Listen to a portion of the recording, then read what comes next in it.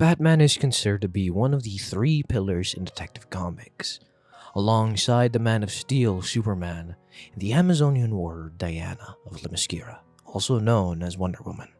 But it's widely accepted that the Batman is the fan favorite for not just being a regular human in a batsuit fighting gods on a regular basis, but his large selection of rogues and villains with a Bat family to match it. The most well-known villain of Batman, and the villain that is currently facing the title of worst DC film of all time, the Joker, has been in every major form of Batman media there is. But with all the noise for the Joker, it's getting really tiresome on how often he's used.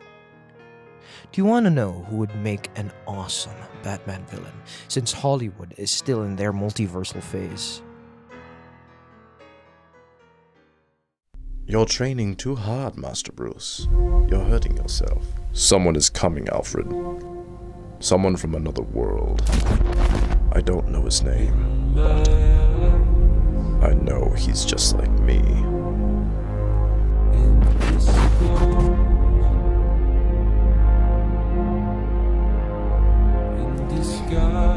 Master Bruce, with all due respect, this isn't the time to be stealing from Luthor's company. You need to go to the League.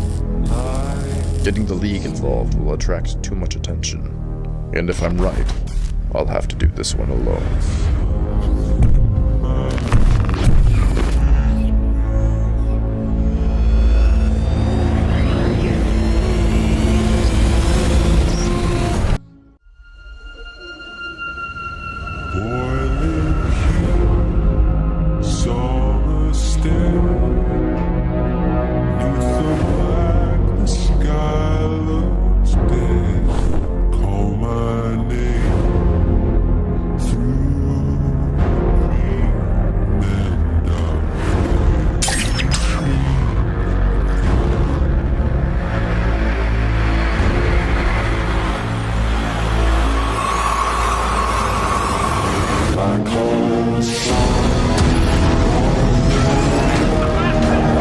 Security breach.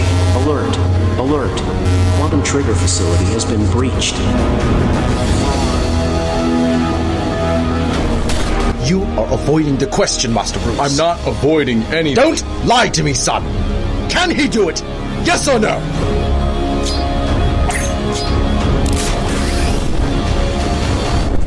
It doesn't matter, Bruce. Nothing matters.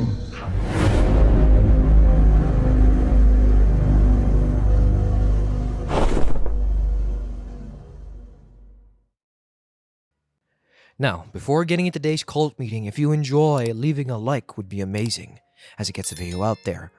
And subscribing will help the channel grow, as we are growers and not showers. Batman the Owl's Hollow is a fan series that is currently streaming for free on YouTube, being made single-handedly by the content creator and my personal favorite skit channel, LampLeg. This series was teased 6 months ago at the time of recording, and 3 of 5 parts have been released. When I tell you this series puts every writer in DC to shame before they became DC Studio is an understatement. But as the title suggests, why do I think that this is the best piece of fan media out there? What makes it so special? And what can we expect in the coming episodes?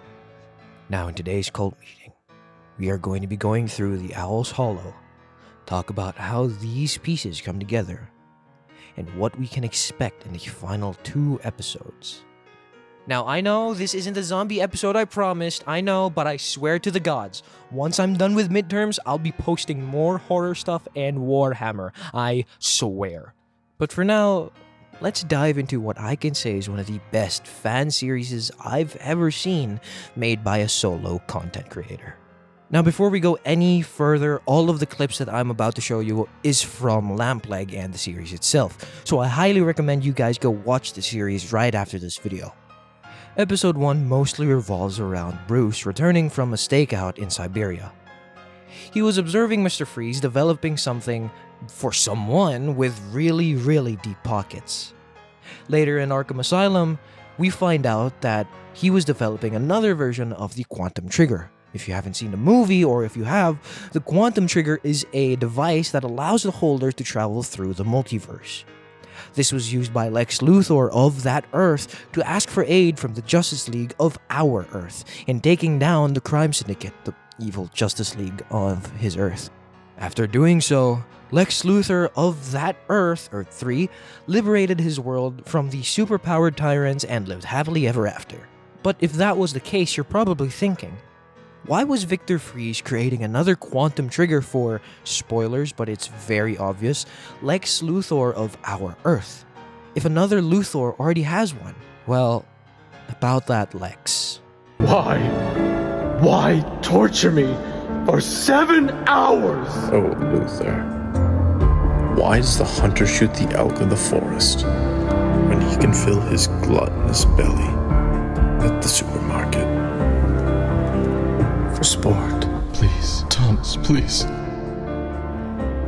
You must have been a good man once. No. Not good. Never good. After all, I'm only human.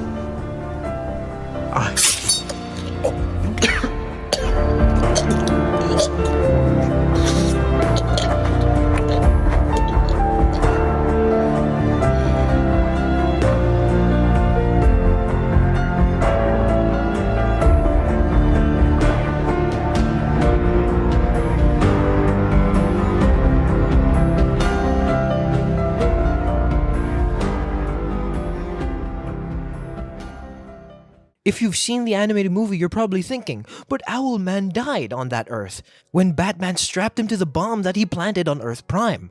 Why is he alive in the series? There's a theory that supports this bit. We'll get into it once we talk about episode 3, but in episode 1, it highlights Batman's respect for his rogues, giving Mr. Freeze more data and possibly the resources he needs to further his research for the cure that he needs for his wife in exchange for information. Not only does he care about them as people, but the fact that he can get his villains to cooperate with an investigation is everything we love to see about Batman. LampLeg understands Batman more than any modern DC series writer of the modern time has. Well, live action, because we've discussed that The Cape Crusader is actually a really good series and I recommend you guys go check it out, but that's literally another video on this channel. If I'm wrong, do feel free to leave a comment. It would be awesome because I read every last one of them and I love seeing this side of Batman, because the last time I saw this kind of Batman was like in Batman Beyond, the movie, when he talked down Ace and stayed with her in her final moments before dying, instead of blowing her up like Amanda Waller asked him to. Or in Batman Cape Crusader, when instead of taking down the soul-sucking child with pure brutality and violence when the sun came up, instead of letting her burn in the sun, he wrapped his cape around her and brought her back to the circus. LampLeg made sure to highlight that in one episode, and at the beginning of episode 2. A name, now. Look, I have a daughter. She needs insulin, and her mother can't afford it, and my job doesn't cover it. I was just doing this one favor for cash, and that's it. The Wayne program doesn't provide your health insurance. What? Not rehabilitation job crap for convicts? No. You think fat cats like Wayne care about guys like you and me? Who'd you do the favor for, William? A name. I got a cousin who does contract work out of Metropolis. He knew I used to run with Freeze for a bit. He said his employer just wanted to do some research with Freeze, that's it. I got $5,000 out of the deal. A name. LexCorp. It was for LexCorp.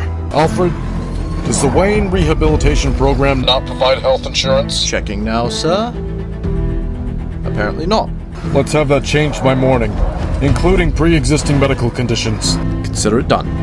Seeing Batman disappointed with the henchmen that he put into the Wayne rehab program for doing this one favor for Lex tells us that he does care about the criminals that he beats to a bloody pulp. Still, in this scene, the scene that follows the scene that we just saw, after finding out his company doesn't provide health insurance, he makes sure that they do that after tonight. This scene alone debunks the whole, if Bruce really did care about Gotham, he'd give away all of his money. A, doesn't work that way, and B, this scene is one of the many occasions we see Bruce instead of Batman. I remember this one scene in the animated series where he offers more compensation to the goons and henchmen because he knows they're only in this life because they need to make a living somehow in the city. And the only way they know will bring in good money is they become a goon or a henchman for a rogue. Making sure that your rehab program has insurance for free for an existing and pre-existing medical condition is one of the best things Bruce Wayne can show, and Lord knows how Bruce does this, because I know some comic book divers out there can confirm that these times are not the only times that we see this side of the Bat. If you know any other scenes from a comic or a series, again, do let me know down in the comments. These 2 episodes alone show us a Batman that a good majority of us love. And further into episode 2, we see more of this.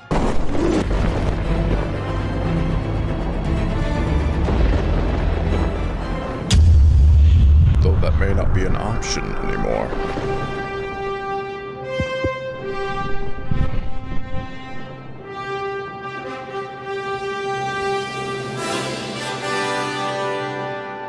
Bruce, I thought that was your heartbeat flying through the air. As pleasant as it is to see you, I'd prefer that you'd still use code names, Superman. I'm sorry, Batman. What's the Man of Steel doing out of Metropolis? Seeing that you're here right now, I think you know. Luthor. He's been too quiet for the last few months.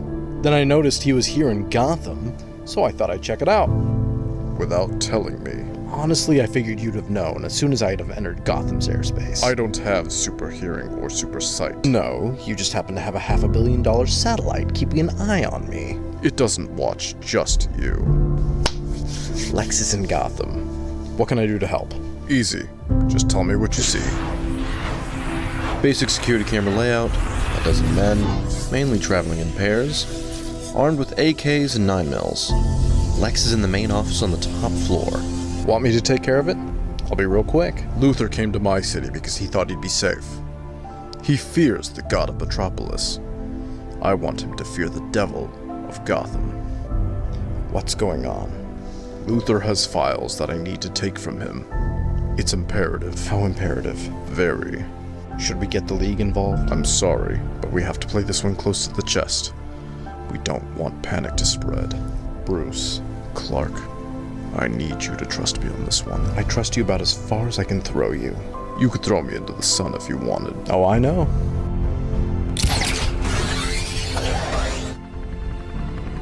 This is LexCorp 2 making our final approach to the warehouse. Good. I'll meet you on top of the helipad. Give me a few minutes. Well, there's one way I can still help. Here we see Batman being more open to Superman, his best friend. Instead of being a closed-hearted, walls-up, broody bitch Wayne that we know, here we see that he keeps all of the character development that he's gained over the decades. At first not wanting the League involved because he knows it will cause a mass panic not only in the team, but if it gets out, the world will be in utter chaos. Not to mention if it got into the wrong hands, and let's say Lex Luthor or the Legion of Doom, that would spell the end of the world. The end credits show Ultraman finally revealed, and Owlman having an assignment for him.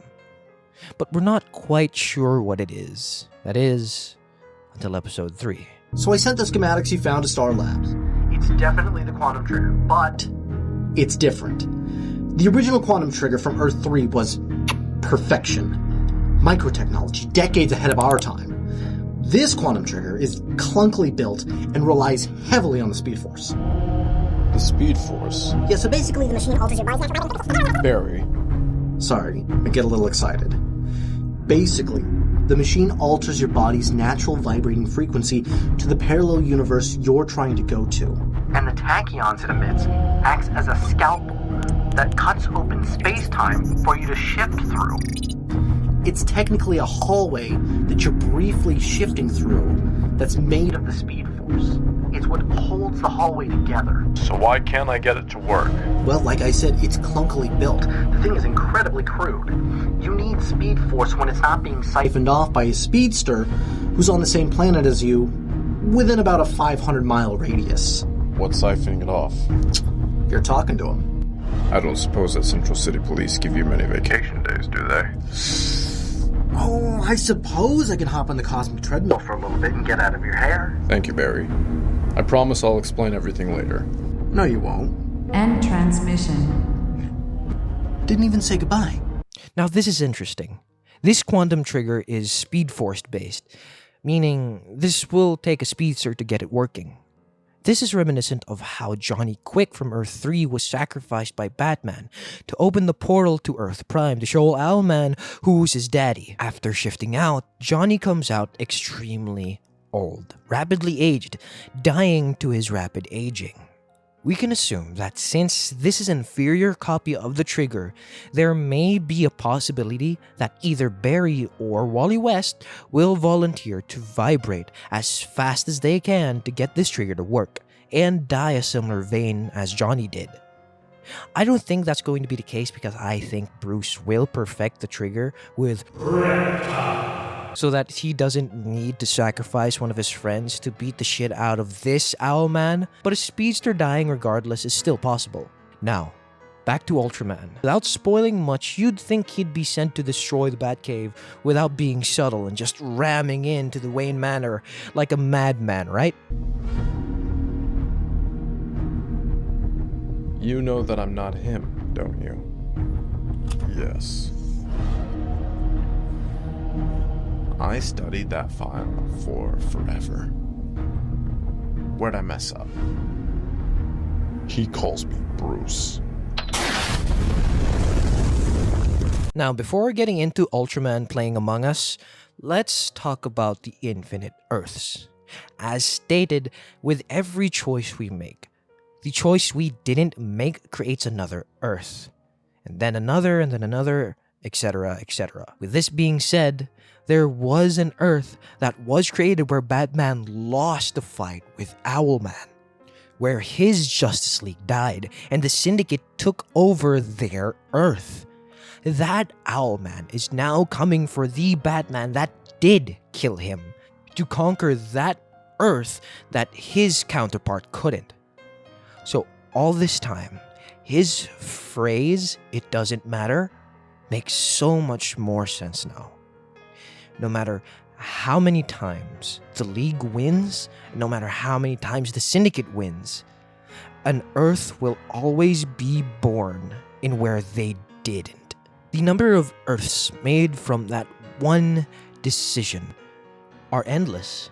And I would not be surprised when this Batman eventually does beat this Owlman. It opens to the possibility of a Crisis on Infinite Earths where Skit Talk creators, I'd like to call them that, come together for one massive event culminating in one of the biggest fan events in the modern era. Now, more on that later. Let's get back to this Ultraman and, again, spoilers, another alternate version of Alfred. Ultraman tried too hard. He tried too hard to play his part as Clark to the point where he forgot who the fuck he was talking to. But we do see a glimpse of the intelligence this Ultraman has. He's not the powerhouse that we know from the films or on Crisis on Infinite Earths where he just rushes into things trying to punch everything in the face. No. This Ultraman is tactical. He learned under Owlman and how to infiltrate another Earth with another counterpart of his and try to act like him. But yet, he failed. After his identity was revealed and his cover was blown, he gets his ass whooped by Batman in the Batcave because Ultraman is fucking dumb for trying to kill Batman in his own home. But then, he gets mollywopped by the OG, the GOAT himself, as he gets socked in the chest by Superman at full force. Ultraman is down for the count, and in comes Alfred Pennyworth to clean up the mess, right? Sorry for the noise, Alfred. We're all fine here. Put that away.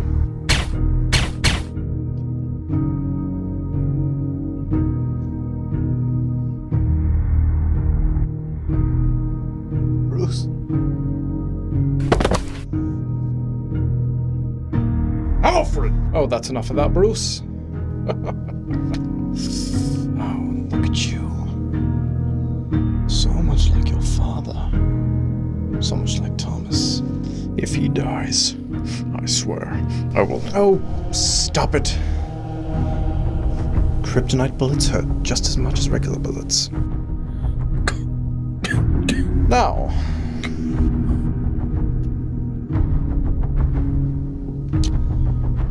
I do believe it is time for us to get you home. it was so good seeing you again, Bruce. Move!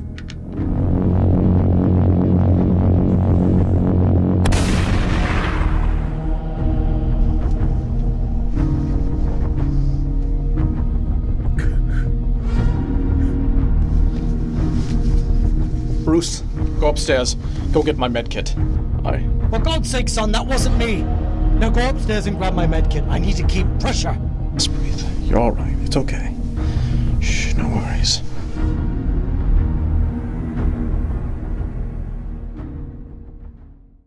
The fact that Batman wasn't prepared for an alternate version of Alfred to come in with Ultraman, the OG Alfred, to whip out a Trench Reaper was absolutely awesome.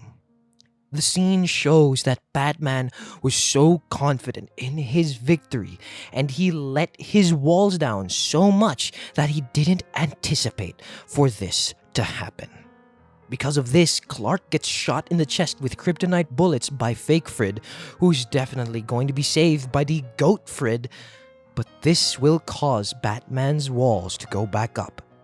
Not completely, but enough to where he'll have to be paranoid once again as he was in his heyday if he wants to win and make sure all of his friends are safe and his world isn't destroyed by these twisted versions of the League. He will have to be prepared for everything. And I mean everything. All in all, I believe the Owl's Hollow is leading up to the final showdown of these variants. Bat versus Owl. The Knight versus the Deceiver. Do I think Batman will be able to win this fight alone this time? To be completely honest, no. I don't think this Batman, despite the prep time, won't be able to whip this version of Owlman into the negative zone. I believe that Bruce has a trump card of his own. Something Thomas Wayne Jr. has left out of the picture completely. If he has his owls, well, Batman has his knights.